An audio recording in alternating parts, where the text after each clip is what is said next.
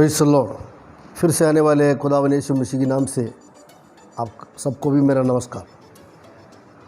हम प्रेरितों के काम 20वां अध्याय उसकी 28वां आयत से आजकल वचन से हम सीखते आ रहे हैं। उसके अंदर से ही मैं और आज भी आपको कुछ बातें सुनाने के लिए चाहता हूँ। खास करके इस वचन के अंदर लिखी हुई जो बातें हैं सारा पूरा समझने के लिए हमारे जीवन में जो समय मिलता है उसमें से पूरा वर्णन कर नहीं पाएगा, क्योंकि परमेश्वर स्वर्ग में रहता है। हम यहाँ से जो प्रार्थना करते और प्रभु के सामने सन्निधि में जो निवेदन करते हैं, इन सभी बातें परमेश्वर की सन्निधि में तुरंत पहुँच जाते हैं। आज तक संसार की जो नागरिकता की अथॉरिटी की तरफ से जितना जो देखी प्राप्त किए गए हैं, उनमें से एक भी साइंटिस्ट नहीं कहा कि परमेश्वर की सन्निधि मेरा कैमरा से मैं देख लिया करके उसका कोई सूचना नहीं है। उसका प्रांत में भी नहीं पहुंच सकते हैं अपना संसार के साइंटिस्टों की खोज की दृष्टि। इसलिए उतनी दूर में से परमेश्वर की वचन को इस संसार की ओर पहुंचा दिया। तब तक इस संसार के अंदर रहने वाले इंसान को समझने के लिए उसका अंदर इतना बहुत दूरी तरफ से मतलब होता है। मैं कहने का मतलब वजन की गहराई और उसकी ऊंचाई, उसकी चौड़ाई हमसे नाप नहीं सकता है। इसलिए एक भी वजन से प्रभाषण करके समाप्त करने के लिए किसी भी इंसान से ना हो सकता है। इसलिए मैंने बोला कि कुछ बातें मैं आपको सुनाने के लिए अभी चाहता हूँ। Praise the Lord. प्रेरितों की काम 20वां अध्याय उसकी 28वां आयत में से हमने ऐसे पढ़ा, इसलिए अपने और पूरे झुंड की चौकसी करो जिसमें पवित्र आत्मा ने तुम्हें अध्यक्ष ठहराया है कि तुम परमेश्वर की कलीसिया की रखवाली करो, जिसे उसने अपने लहू से मोल लिया है। यीशु मसीह ने अपने लहू से मोल लिया हुआ बात है कलीसिया की बात। कलीसिया जैसे उत्पन्न होता है करके एक शब्द और सूचना देने चाहता हूँ। परमेश्वर की निज लोग करके अलग किया हुआ इब्राहिम पिताजी की बेटा, इसहाक पिताजी की बेटा, याकूब पिताजी की 12 संतानों की घराने फूलते फलते फूलते फलते फूलते फलते करोड़ों आबादी आ गया। उन 12 गोत्रों में से और उनके अलावा संसार में जिस राज्य में जहाँ जहाँ पर इंसान जिस नाम की जाति के रहते हैं, तमाम संसार ये सारी जातियों में से,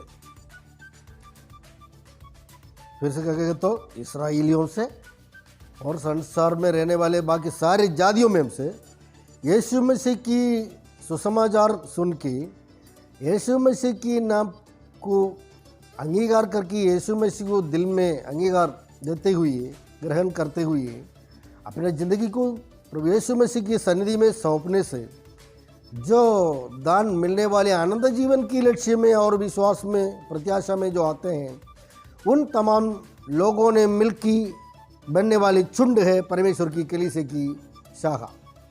ऐसे ही शाखाएं बनते बनते बनते संसार की हर एक देशों में, हर एक राज्यों में, हर एक कोने कोनों में भी परमेश्वर की झुंड की सेवकाई बढ़ते आ रहे हैं। पहले दफा सुनते ही कोई कोई लोग तो इसके खिलाफ नाराज होते हैं, क्योंकि उन्होंने जो पालन पोषण करते हुए आते नागरिक अदा किया और व्यवस्था की, और उनकी जो प्रार्थना की हुई व्यवस्था से अलग होते हैं, इसलिए इसको अचानक से वो समझ लेते हैं, और ऐसे समझ कर कि उनकी सन्निधि में वो कभी कभी उनके जीवन में आश्चर्य तरफ से इसको देखते हैं, तब समझते हैं कि ये कुछ भलाई चीज़ नहीं है। और इस सनातन परमेश्वर की वाचा को सीखते ही और सुनते ही, ग्रहण करते ही, जब इसका अंदर का भलाई को ग्रहण करेगा तब ही समझ लेगा कि मेरे लिए ये उत्तम चीज़ है। उसके बाद ये वचन पढ़ते ही, ग्रहण करते ही, मनन करते आते समय उनको लगता है ये मेरे गला की और पढ़ने का सोने की माला है। परमेश्वर के वचन ऐसे ही बताते हैं।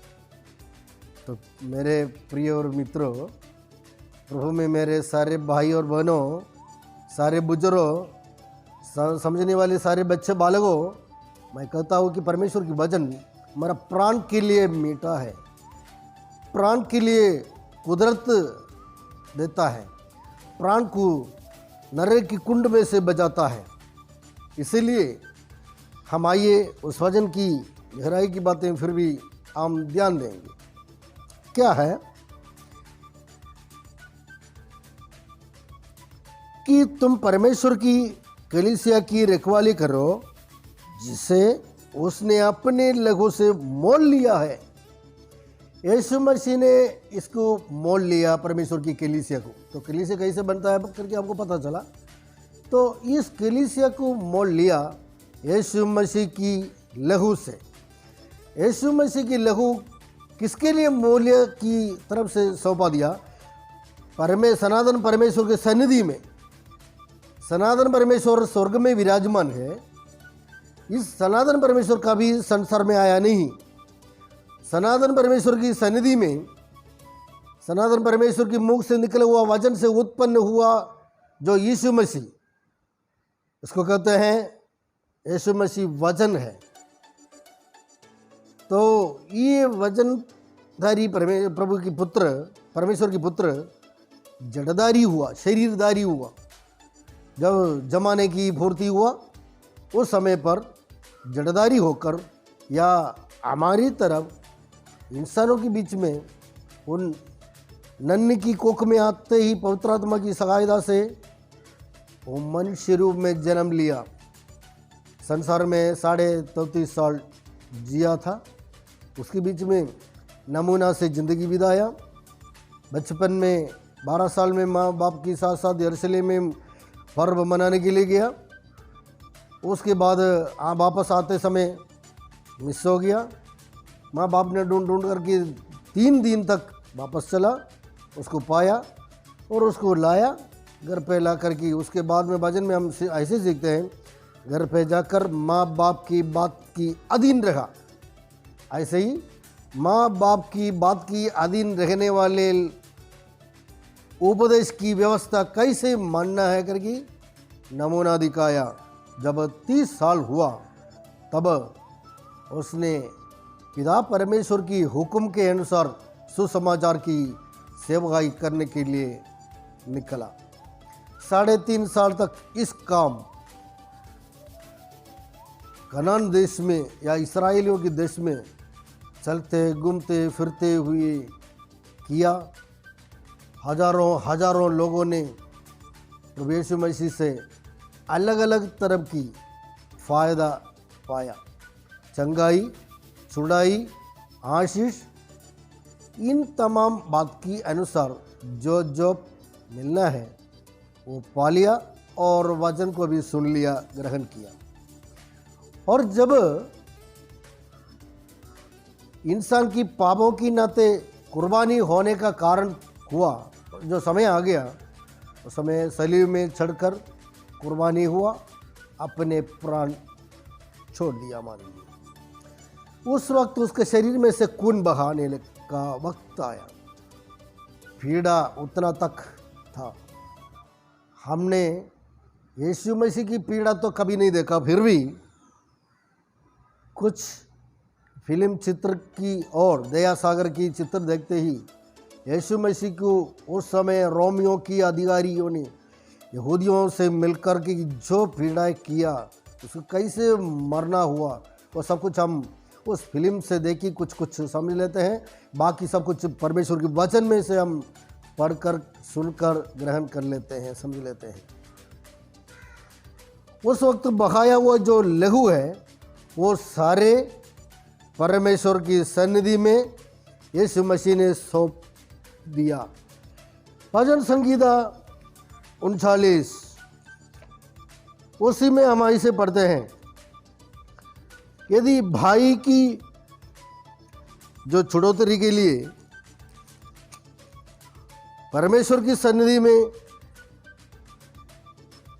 उनका जो जुर्माना कीमत सौंपने के लिए या देने के लिए, संसार में इंसान की कोई किसी से हिम्मत नहीं है। खाली इसी इतना बड़ा मूल्य कार्य यीशु मसीह ने किया। उसे हमारा जन्म पाप कर्म पाप से हमें बचाने के लिए, वो पाप की जो दागी है हमारा जीवन से धुलाकर हमें हिंसा पवित्र बनने की तरफ धुलाने के लिए व्यवस्था बनाने की सारे कुछ क्लेश कष्ट यीशु मसीह ने उठाया।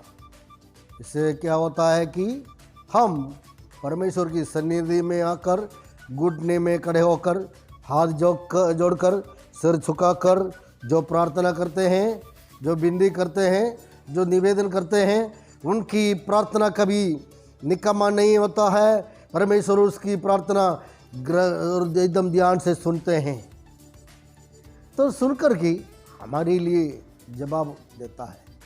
3 तरफ से जवाब होता है। तुरंत उसने काम करता है, हमसे बोलता है, और उनकी चेलों की द्वारा, उनके संत लोगों के द्वारा या खुद उस व्यक्ति के द्वारा जो कार्य करना है उसको करवाता है।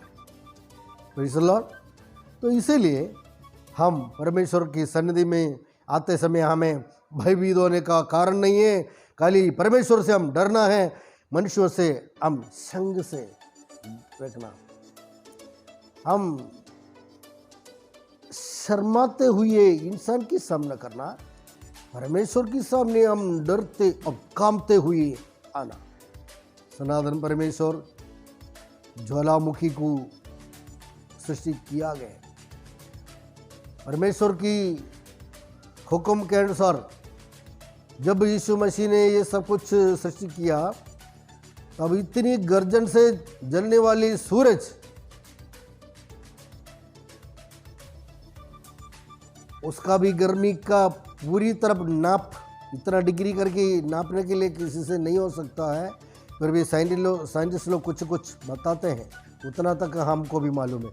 इतना गर्जन से गर्म से जलने वाले जो गोलों को आसमान की और उनसे मंडल में सृष्टि किया हुआ प्रभु यीशु मसीह का सृष्टि की और जो व्यवस्था को अनुमति दिया हुआ सनातन परमेश्वर की सन्निधि बड़ा गंभीर है।